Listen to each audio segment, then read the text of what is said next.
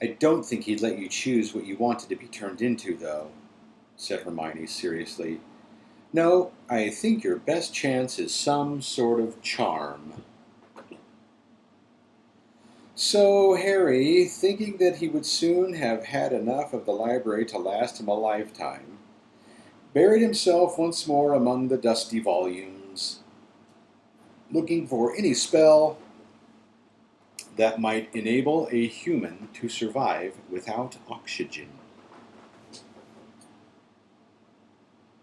However, though he, Ron, and Hermione searched through their lunchtimes, evenings, and whole weekends, though Harry asked Professor McGonagall for a note of permission to use the restricted section, and even asked the irritable vulture-like librarian Madame Pince for help, they found nothing whatsoever that would enable Harry to spend an hour underwater and live to tell the tale.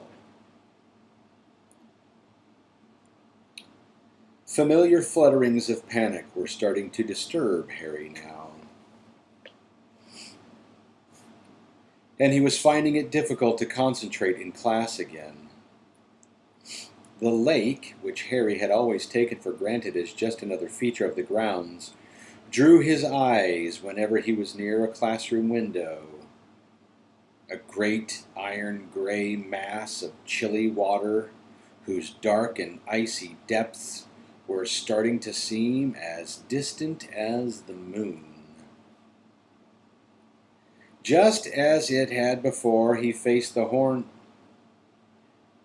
Just as it had before he faced the Horntail, time was slipping away as though somebody had bewitched the clocks to go extra fast. There was a week to go before February the 24th. There was still time. There were 5 days to go. He was bound to find something soon. 3 days to go. Please let me find something, please. With 2 days left, Harry started to go off food again. The only good thing about breakfast on Monday was the return of the brown owl he had sent to Sirius. He pulled off the parchment, unrolled it, and saw the shortest letter Sirius had ever written to him. Send date of next Hogsmeade weekend by return owl. Harry turned the parchment over and looked at the back, hoping to see something else, but it was blank.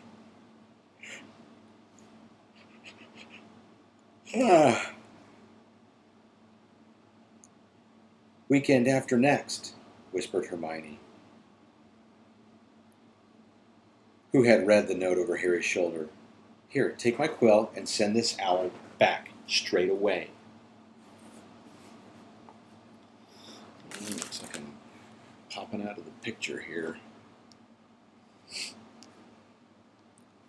Harry scribbled the dates down on the back of Sirius's letter, tied it onto the brown owl's leg, and watched it take flight again. What had he expected? Advice on how to survive underwater? He had been so intent on telling Sirius all about Snape and Moody, he had forgotten completely to mention the egg's clue.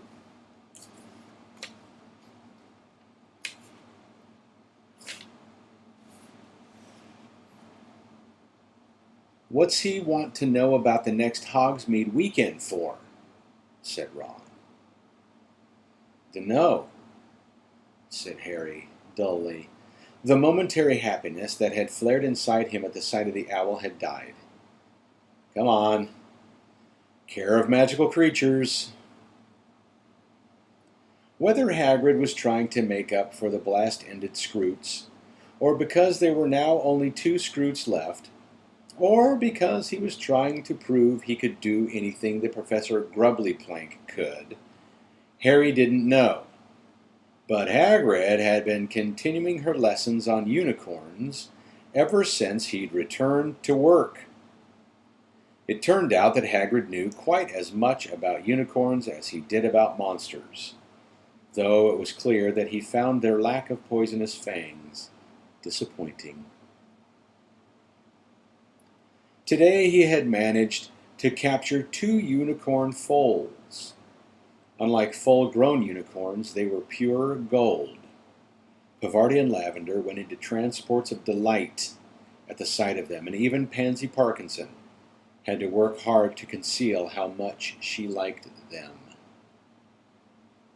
"Easier to spot than the adults," Hagrid told the class. "They turn silver when they're about 2 years old, and they grow horns at around 4. Don't go pure white until they're full grown. Round about 7. They're a bit more trussin' when they're babies. Don't mind boys so much. Come on, move in a bit. You can pat 'em if you want. Give 'em a few of these sugar lumps." "You okay, Hagrid?" Oh boy, that's not what this says. "You okay, Harry?" Hagrid muttered, moving aside slightly while most of the others swarmed around the baby unicorns. "Yeah," said Harry. "Just nervous, eh?" said Hagrid. "Bit," said Harry. "Harry," said Hagrid, clapping a massive hand on his shoulder, so that Harry's knees buckled under its weight.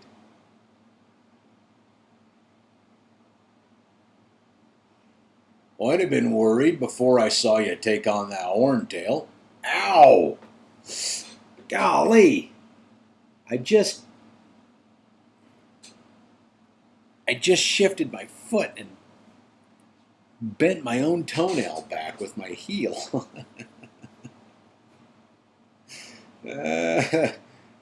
Oh man, all right. But I know you can do anything you set your mind to. I'm not worried at all. You're gonna be fine.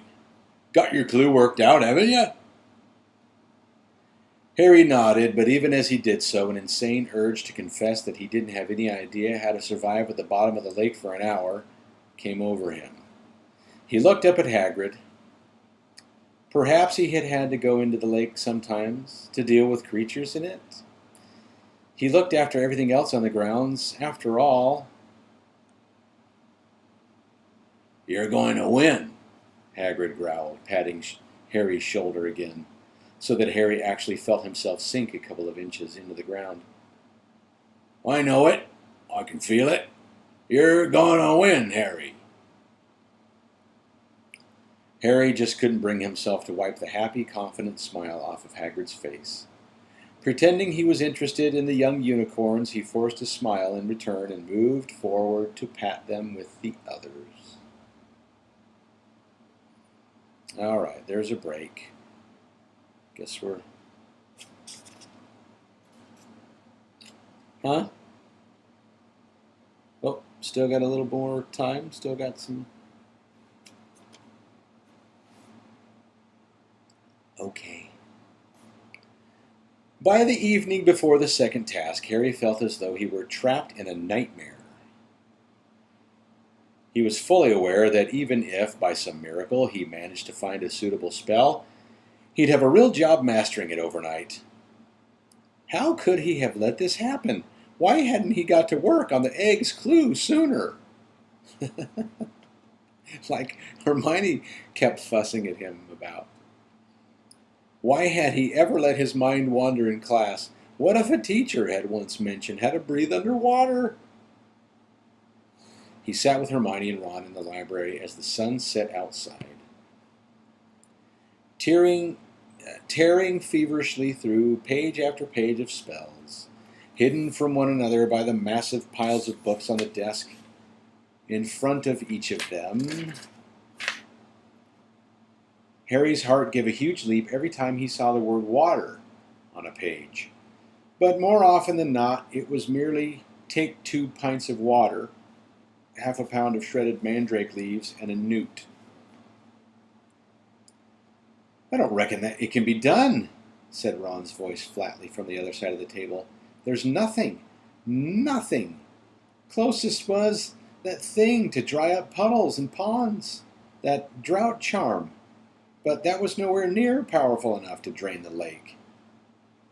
There must be something, Hermione muttered, moving a candle closer to her.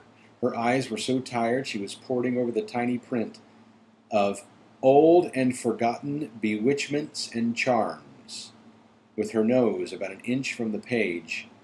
They'd never have set a task that was undoable.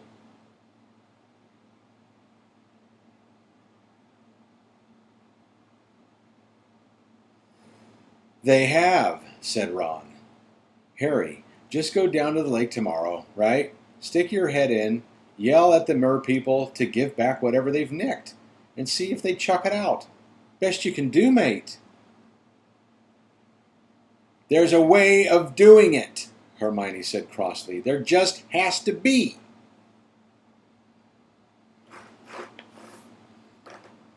I agree with Hermione. There's got to be something they're going to find. But I don't know what it's going to be.